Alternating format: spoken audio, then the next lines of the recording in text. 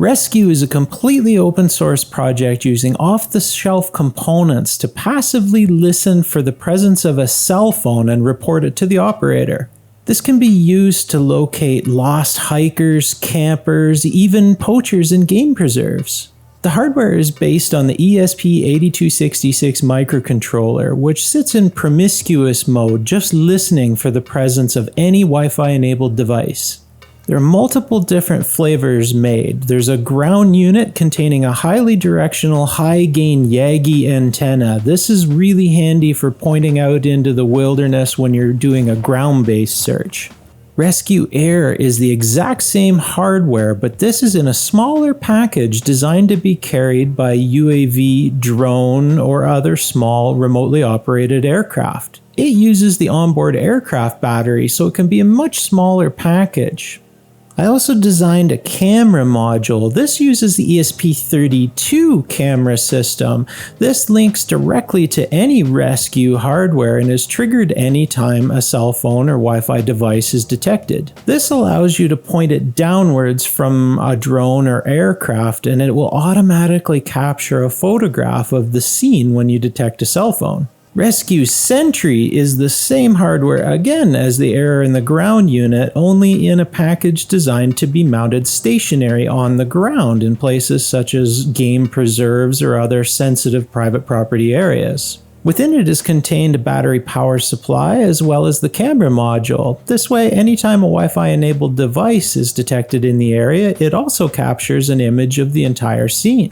Within each ResQ module is contained a micro SD card for storage of the data and a GPS receiver to capture the GPS coordinates as well as date and time. With all three modules being the same base hardware, the same printed circuit board, and just different enclosures, this vastly simplifies the bill of materials. I've documented the entire project and build on Hackaday.io. That's where I've been putting the project logs, but I've also done a full video series on YouTube of the build as we progressed. I've stored all the source code, all the files, all the instructions on GitHub in its own repo. On the main page, there's a pretty extensive README, but within each folder, there's a standalone README as well to explain the different enclosure files and the different code variations, so anyone should be able to recreate this anywhere. I've really tried to do extensive documentation with this project in hopes that others can take it forward as well as myself.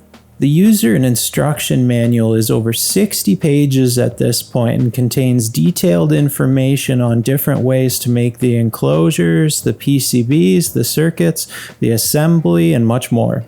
Now that we've proven the hardware in the field, I would like to take it forward with an all-in-one board solution. That'll be Rev 3 of the PCB, whereby we use discrete components instead of the modules. This will drastically shrink the size and reduce the BOM cost.